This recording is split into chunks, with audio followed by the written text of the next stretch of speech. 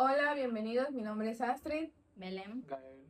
El día de hoy vamos a hablar sobre una serie que se llama Explorando Mentes.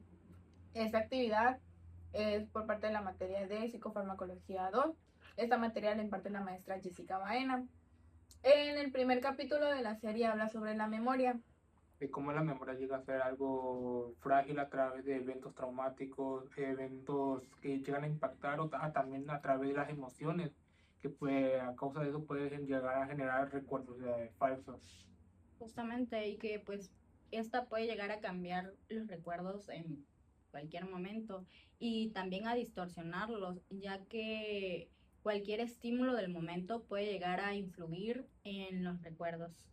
Así es. Las áreas cerebrales que influyen en esta son la amígdala, el hipocampo y la corteza prefrontal. Cada una tiene una función diferente. La amígdala y el hipocampo trabajan en conjunto, este, teniendo así pues el recuerdo, vaya, pues, del recuerdo, el cómo igual influye en las emociones, y en todo lo demás. Pues como habías dicho, las emociones llegan a influir mucho en los recuerdos y así se llegan a guardar más fácil en el hipocampo. Así es.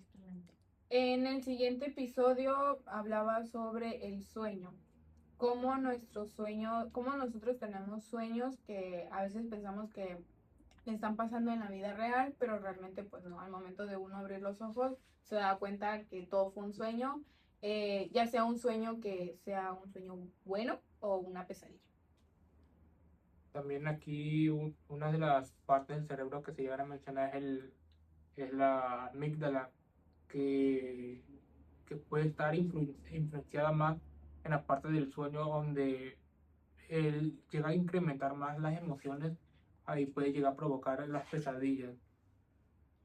También hablaba que durante el sueño o durante cuando estamos dormidos, eh, tendemos a tener la serotonina baja. Entonces, los recuerdos o lo que está pasando en el sueño lo recordamos como si fuera algo real o lo tomamos como si fuera algo real. Así es. Había un ejemplo de una película que es la del Mago de Oz, en donde Dorothy despierta de su sueño y todos los protagonistas que ella veía dentro de su sueño los veía en la vida real, pero no los veía como tal en la forma animada en la que estaban en sus sueños, sino los veía pues a como realmente se ven. Y había igual otro caso de una mujer en donde tenía sueños Lúcido. lúcidos, que ella podía interferir en su sueño y hacía un recordatorio de cada sueño. ¿Cómo los recordaba? Los recordaba a base de una historieta. Ella hacía los dibujos y mencionaba, yo me acuerdo que en este sueño a mí me dijeron que yo puedo superar mis miedos, etcétera. Justamente como hablabas del ejemplo de Dorothy, de Mago de Oz, se relaciona mucho con lo que dijimos anteriormente de los recuerdos, ya que pues esas personas que cuando despertó vio que eran las mismas de su sueño, las soñó porque las conocía en la Así vida es. real, o sea, las tenía guardadas en su mente.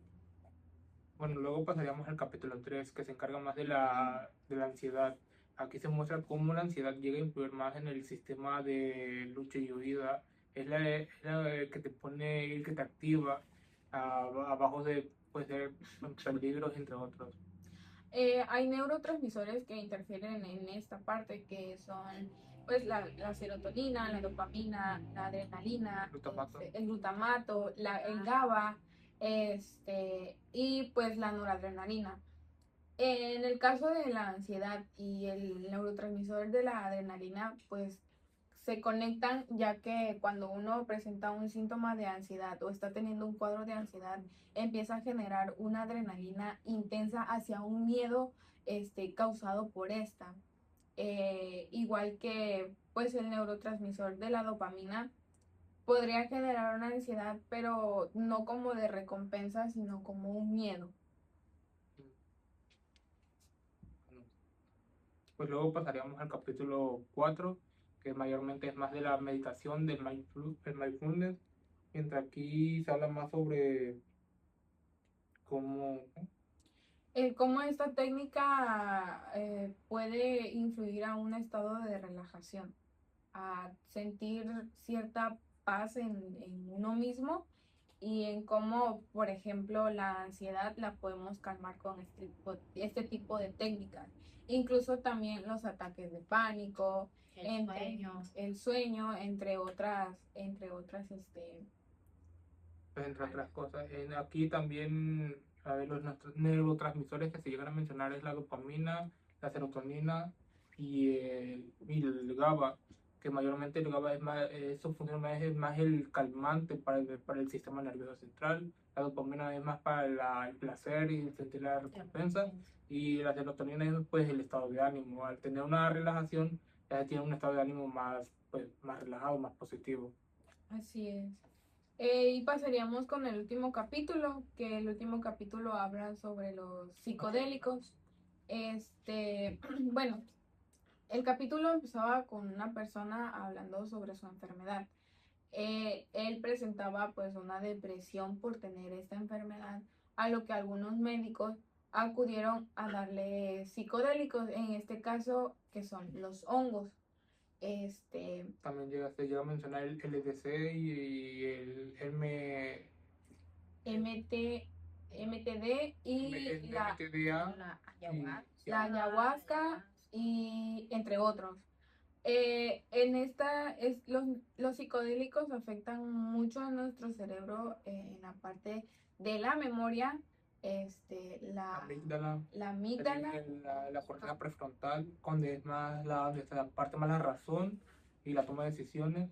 En la amígdala es más, pues el estado emocional se regula y el hipocampo, donde ya literal ya no se llega a recordar nada. así es. Eh, en el capítulo mencionaban algo acerca de un experimento con LSD, que el cómo esta sustancia la utilizaron, o sea, la utilizó un médico en sí mismo y él iba notando los síntomas que empezaba a presentar ante esta sustancia, que eran temblores, ansiedad, estado de alerta, entre otros síntomas a base a esta sustancia. Bueno, aquí también en la parte del MTDA, no, MTDA, se encarga más del incremento de los receptores de dopamina y serotonina y creo que se encarga más de la regulación o irregulación del sistema límbico. Sí. Y pues para finalizar nuestro análisis como psicólogos, como futuros psicólogos, ¿cómo nos sirve esta práctica a nosotros? Bueno, para mí mayormente siento como que sirve para que lleguemos a analizar, a estar conscientes que no solo los fármacos es el resultado para pues, una buena intervención, que también se necesita pues la intervención psicológica para sacar adelante como la memoria, efectos de la memoria, las consecuencias que pueden tener. Justamente identificar todos estos síntomas que las personas pueden llegar a tener con respecto a los psicodélicos. Y pues también la psicoeducación entra pues para explicarles o tratar de que ellos entiendan las consecuencias que les puede llevar estas sustancias, ya que pues como dijimos actúa en el cerebro, en la amígdala, la corteza prefrontal, el Todo nuestro hipocampo, sistema, todo el sistema sistema. llega a estar pues metido en ese aspecto. Sí, igual es importante tener en cuenta si algún paciente llega con una alteración, nosotros tenemos que estar muy, muy atentos a esta parte, ya que si no lo estamos, podríamos generar más confusión, no tener avance en el tratamiento terapéutico y farmacológico. Entonces, pues considero que también es una parte importante que nosotros como psicólogos deberíamos de conocer y debemos de conocer. Claro, y hablamos del sueño, de los recuerdos, la retención y todo eso. Y nos serviría también las técnicas de mindfulness, porque son técnicas de relajación o de mantenerse de respiración, las cuales pueden ayudar a los pacientes a tener Una mejor, estabilidad. una estabilidad o una mejor calidad. Así es, y no, y como estas técnicas, existen varias técnicas igual, que pues como nosotros como psicólogos tenemos que conocer, ya si algún paciente llega con un ataque de ansiedad, un ataque de pánico, entre otras cosas, aprender a trabajarlas con ellos. Bueno, ya para terminar, hay que responder ciertas preguntas como puede ser, ¿cómo podemos tener una detección temprana?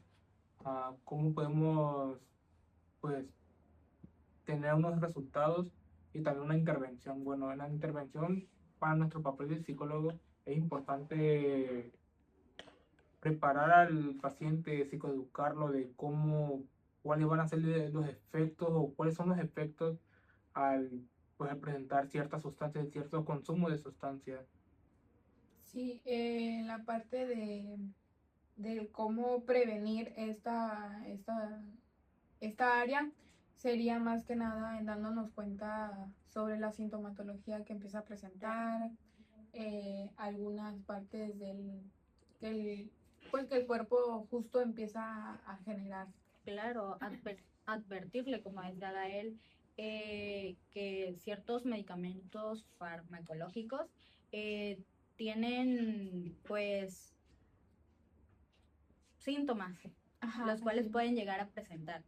así es. Y pues bueno, ¿algo más que agregar?